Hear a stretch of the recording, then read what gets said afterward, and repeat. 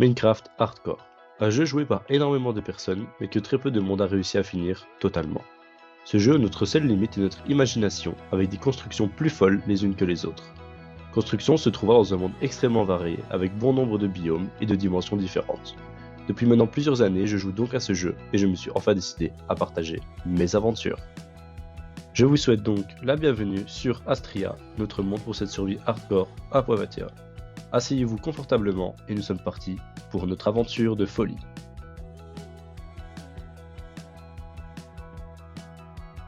Comme toute bonne survie, on commence évidemment par la créer, on va la renommer Astria. Let's go! Oh là là là là là là.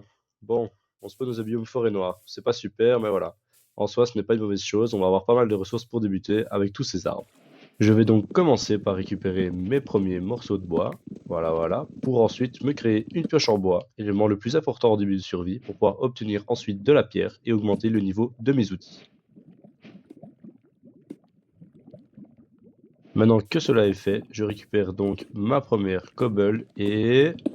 Baba Banks! Premier matériau de récup, nickel, bon, pas ouf, mais voilà, c'est peut-être un speedrun, il faut vérifier, et dites-moi quoi. Je me fais donc une pioche en pierre et je pars à la recherche de nourriture. Donc voilà, je croise ces 4 petits cochons qui gentiment vont me donner leur viande. Donc de 1, de 2, de 3, ils se cachaient, et le quatrième. Et c'est parti, on va commencer à faire cuire ça. Donc on sort le four, on le place. Évidemment, on utilise des sticks, voilà, très très logique. Alors ensuite, je me fais un petit bouclier, donc voilà, 6 de bois, 1 de fer. Évidemment, je l'équipe. Il faut savoir qu'en survie hardcore, le bouclier est très très important. Il va nous permettre de nous protéger des squelettes, ce qui est vraiment le plus criminel au début d'une survie. Je récupère donc mon four, ma nourriture, et vu que la nuit tombe, je pars pour le début de cette première nuit.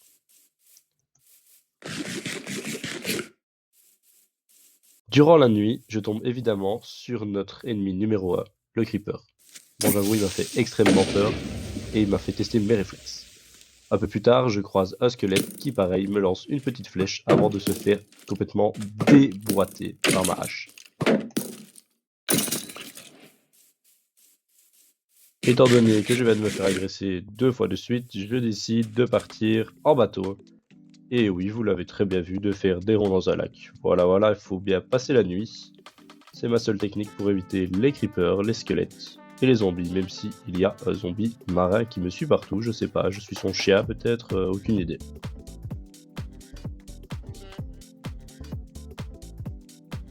Le jour 2 se lève et je décide donc de me faire une super réserve de bouffe.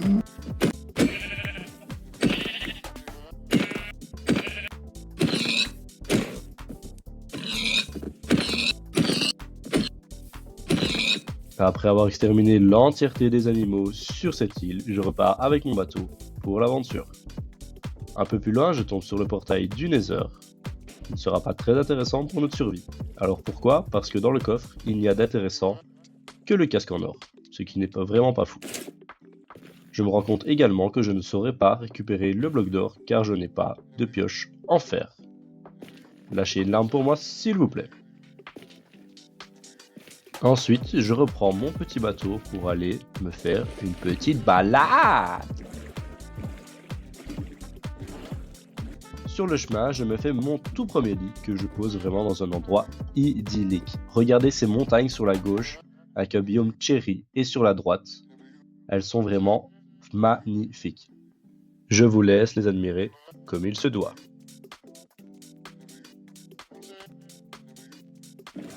Alors maintenant qu'on est au jour 3, on va pouvoir enfin parler des objectifs de la série. Donc le premier objectif est évidemment de se créer une armure. Le second objectif est de trouver un petit village où on va pouvoir établir notre base et faire notre campement. Et le troisième objectif est de créer notre base. Revenons-en donc à notre série où je viens de trouver une faille sous-marine. Alors depuis la version 1.18 sortie en novembre 2021, nous avons eu droit à un nouveau système de minage bien plus complexe. Maintenant, une des meilleures techniques est de trouver des failles sous-marines dans lesquelles on trouve énormément de minerais. Il vous suffit d'une porte pour pouvoir récupérer votre respiration, et on peut y miner de l'or, du charbon, du lapis et énormément de fer. Je vais donc commencer à récolter du fer pour pouvoir me créer mon armure et valider l'objectif numéro 1 de la série.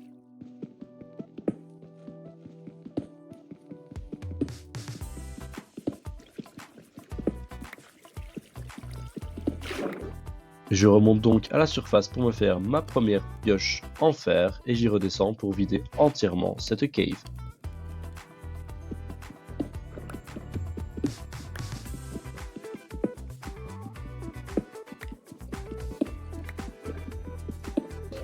Pendant mon minage, je croise un zombie qui veut évidemment me pécho et forcément je le détruis car la Saint-Valentin ce n'est pas aujourd'hui, c'est demain.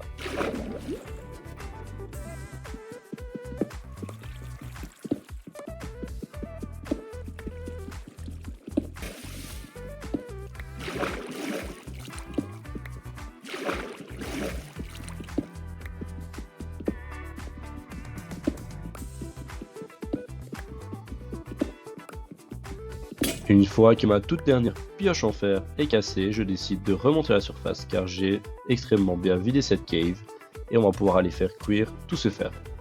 J'y ai trouvé pas moins de 53 fers, ce qui va nous permettre de faire notre armure en fer en entier. Oui, je sais, j'ai dit plate fois fer. Une fois que l'armure en fer a été complètement craft, je l'équipe et... Baba Binks! 10 jours pour faire une armure en fer, c'est un record, venez me tester. Un peu plus loin, en me baladant, je tombe sur le tout premier village de la série. On peut dire que notre objectif 1, créer l'armure en fer, est réalisé, ainsi que l'objectif 2. Je vous laisse admirer.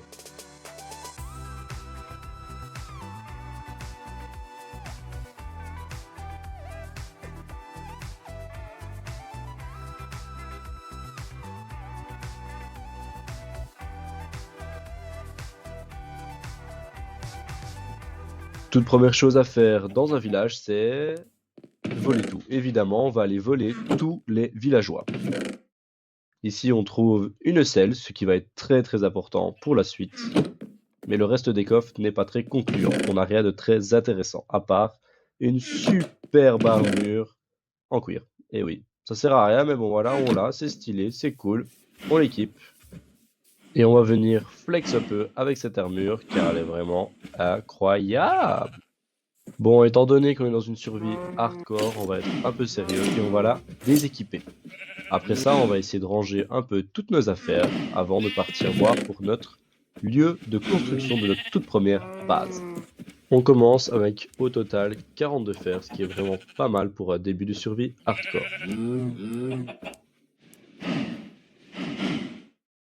Évidemment, dès qu'on a un œuf, on fait quoi? On le lance et... Rien, super!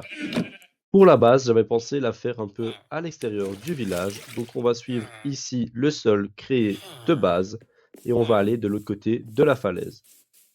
Donc je pense pouvoir faire ici un petit pont, faire notre base de l'autre côté. Ça peut être vraiment super, être un peu à l'extérieur pour ne pas avoir tous les bruits des villageois. On va essayer de faire aussi un peu des champs et on verra bien si on a le temps de faire autre chose.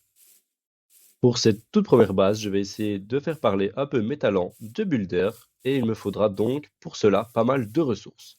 Les ressources principales qu'on va avoir besoin, ça va être du bois de chêne, du bois de sapin et de la cobblestone. Donc 3 matériaux pour commencer notre toute première base sur ce monde hardcore. Je vous mets donc un petit accéléré.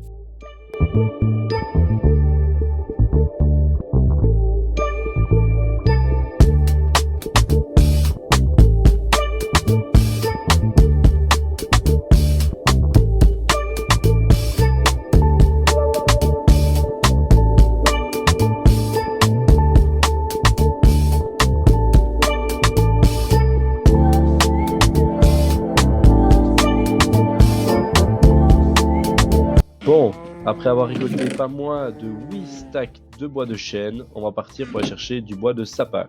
Comme vous le voyez, il n'y en a pas ici. Donc on va devoir partir en bateau, faire une petite expédition. Sur le chemin, je regarde évidemment à travers l'eau, voir si je ne trouve rien de très intéressant. À force de persévérance, je tombe alors sur un bateau échoué. Je regarde donc s'il n'y a aucun danger. Je sais que normalement il y a 3 coffres, donc j'essaye de tous les trouver. Je me jette donc à l'eau pour trouver ces 3 coffres. Alors, le premier coffre n'est pas très intéressant. Il a juste une carte qui, elle, pourra nous permettre de trouver un trésor caché avec peut-être beaucoup de stuff. Le second coffre, qui lui a l'air bien mieux caché. Ah ouais, il est vraiment beaucoup moins intéressant. En plus, il a un plastron qu'on ne peut pas déséquiper, donc je vais expressément le jeter pour ne pas l'équiper sans faire exprès. Je replonge pour aller chercher le troisième coffre qui lui doit normalement se trouver plus bas dans le bateau. Ah le voilà. Oh, il a donc pas mal de fer et un peu d'émeraude, ce qui est vraiment super pour notre début de survie. Je remonte à la surface et je pars chercher ma forêt de sapin.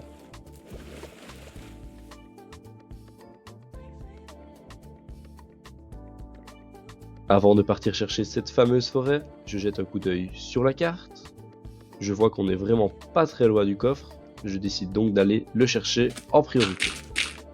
Je commence par creuser un trou de 4 par 4 dans le sable. Et baba bing, je trouve le coffre. Oh wow, il y a énormément de choses dedans et on a notre premier diamant de la série. Si ça c'est pas super, franchement, après 10 jours, c'est vraiment un record, comme d'habitude.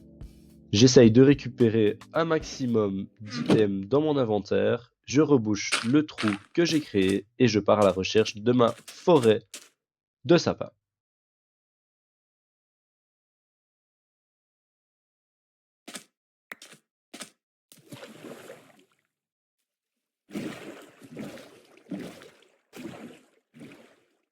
Une centaine de blocs plus loin, après un beau voyage sur mon bateau, je trouve enfin cette fameuse forêt de sapin. Je m'arrête donc et je vous mets, comme d'habitude, un petit accéléré du farm de bois de sapin. A tout de suite.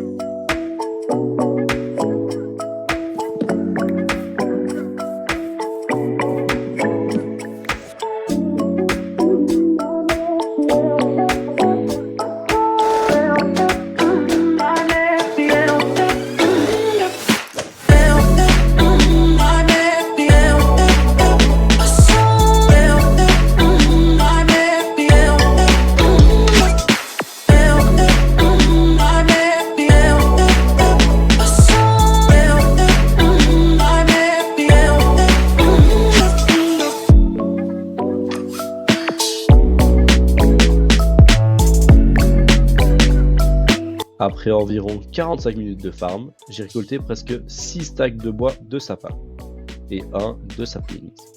Je reprends donc mon bateau pour rentrer au village sain et sauf.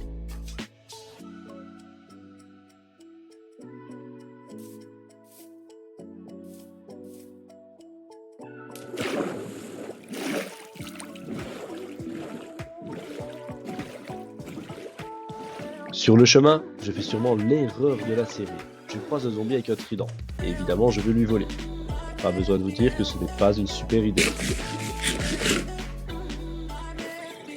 Je m'élance, et là, je me rends compte qu'elle me fait extrêmement mal. En plus de cela, je me fais prendre en sandwich, donc je file lâchement.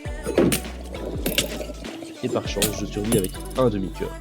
À une mouche près, je peux dire au revoir à ma survie hardcore. Je me protège donc avant de repartir, la queue entre les jambes.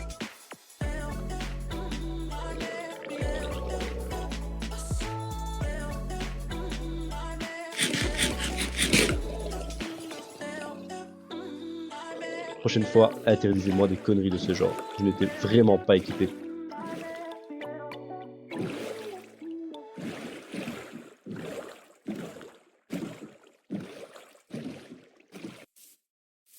De retour au village, je récupère un peu l'odeur de la sécurité, étant donné que le village est infesté de golems de fer. Le jour de la construction est enfin arrivé, et vu ce que j'ai fermé, je pense que je peux déjà me faire une assez grande base pour un début de survie. Donc let's go, on se revoit après ça. Avant la construction, je vous fais juste un petit point sur tous les matériaux que j'ai récoltés. Donc maintenant, c'est parti pour de bon. Let's go!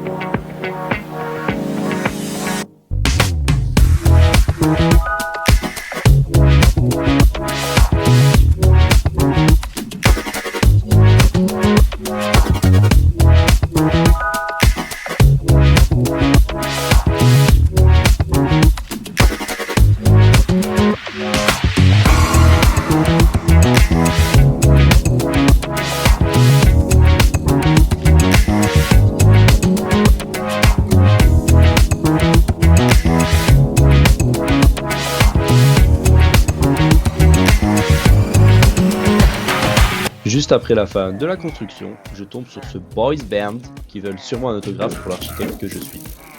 Par contre, il faut vraiment leur apprendre à ne pas se tirer dessus, c'est un peu honteux, mais bon. Je finis le travail et je récupère la fiole bas domaine qui nous permettra plus tard de lancer un raid quand on fera une ferme à totem.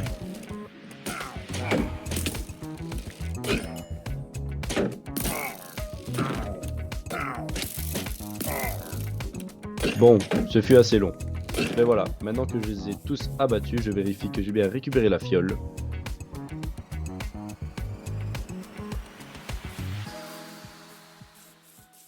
Au passage, je dis coucou à mes golems préf. Coucou! Bon. Je pense qu'on va se calmer. Maintenant que la construction est terminée, je vous présente enfin la première base de la survie hardcore sur Astria. Alors j'ai fait ce que j'ai pu avec seulement 3 matériaux différents, c'est assez compliqué de faire des détails, on en rajoutera par la suite. Sur le côté gauche, on retrouve bien les 2 champs, au-dessus carottes et en dessous du blé pour faire du pain. J'ai aussi planté des sapins derrière la maison. De l'autre côté, on retrouve un petit enclos pour notre nouveau compagnon. N'hésitez pas à proposer des noms dans les commentaires pour lui. On a aussi un peu plus loin un petit étang et un petit feu pour faire un espace un peu cosy. Et j'ai mis un coffre si on a du rangement à faire.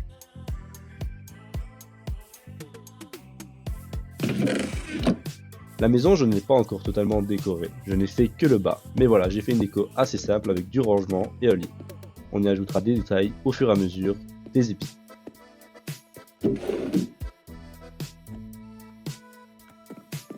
Alors je suppose que vous allez vous demander à quoi servent les item frames au mur. C'est justement où vous allez en venir. Ils vont nous servir à y accrocher une carte géante de notre village, pour avoir une vue différente de la vue du sol et avoir la carte sur notre mur principal de la base.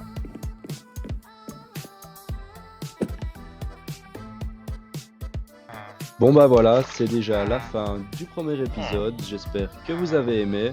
N'hésitez pas à me donner vos commentaires en dessous de la vidéo, je les lirai tous et je répondrai évidemment. Merci à tous et j'espère vous revoir pour l'épisode 2 de Astria. Salut!